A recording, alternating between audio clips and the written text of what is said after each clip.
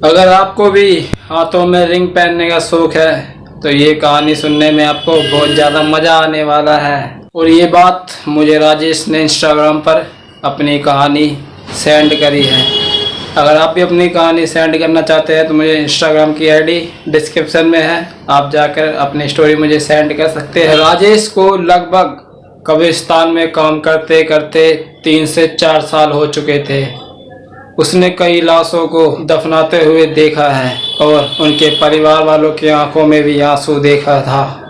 और एक ऐसा ही दिन जब एक परिवार एक औरत को दफनाने के लिए लाते हैं, तभी मेरी नज़र उस औरत के हाथों के उंगलियों पर पड़ता है और मैं देखता हूँ उसके हाथों में एक सोने की अंगूठी होती है। सोने की अंगूठी देखकर मेरा मन बहक जाता है और ये मैं मन ही मन में सोचता हूँ कि अब ये अंगूठी मैं कुछ भी कर लेके रहूँगा।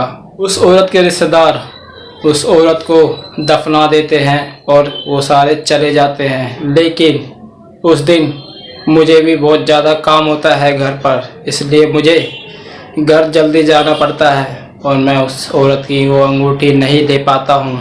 लेकिन जो मेरे घर के काम होते हैं मैं अपने घर के काम भी नहीं कर पाता हूँ, क्योंकि उस रात बहुत तेज़ों से बारिश हो रही होती है। अगली सुबह जब मैं कब्रिस्तान पे साफ़ सफाई करने के लिए जा रहा होता हूँ, उस समय भी बहुत ज़ोरों से बारिश हो रही होती है।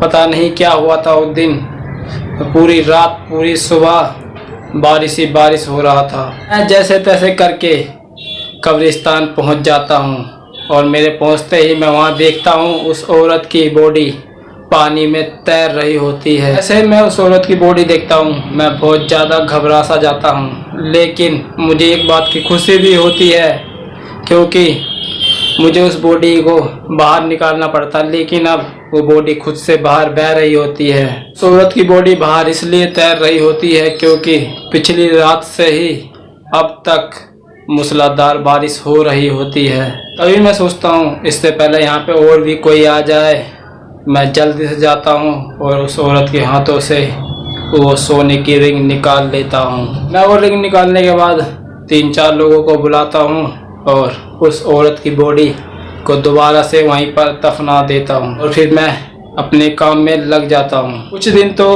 बस ऐसा ही चलता रहता है, लेकिन एक दिन मैं उस रिंग को बेचने जाता हूँ। लेकिन मैं जिस सोनार के पास जाता हूँ उस रिंग को बेचने के लिए, वो सोनार उस रिंग के बहुत कम कीमत दे रहा होता है। तभी मैं उस रिंग को नहीं बेचता हूँ और वापस अपने घर आ जाता हूँ। अगली सुबह जब मैं काम पर जाता हूँ कब्रिस्तान साफ़ सफाई के लिए, तो मैं देखता हूँ बहुत सारे पेड़ के पत्ते ज़मीन पे बिखरे होते हैं। साफ़ सफाई करते करते शाम हो जाती है, घना अंधेरा हो जाता है। तभी मैं झाड़ू मार रहा होता हूँ, उसी वक्त मेरे पीछे से एक औरत की आवाज़ आती है, मेरी रिंग वापस दे दे वरना तू नहीं बचेगा।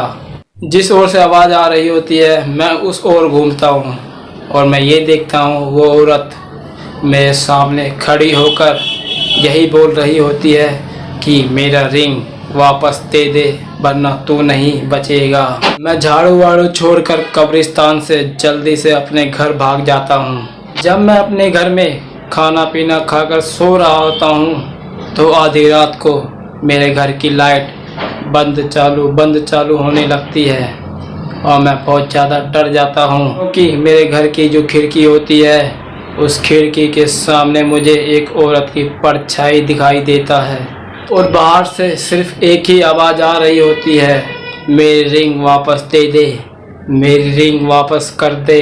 मैं पूरी रात उस आवाज़ के कारण सो नहीं पाता हूँ।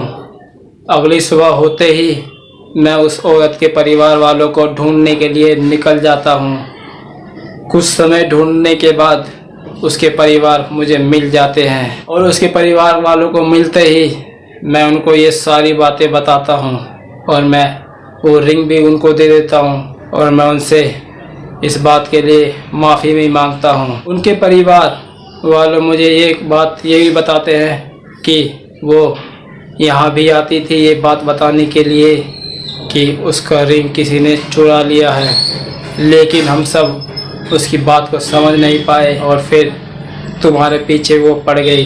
कुछ दिनों बाद हवन पूजा पाठ करवाने के बाद उस औरत को मुक्ति मिल जाती है।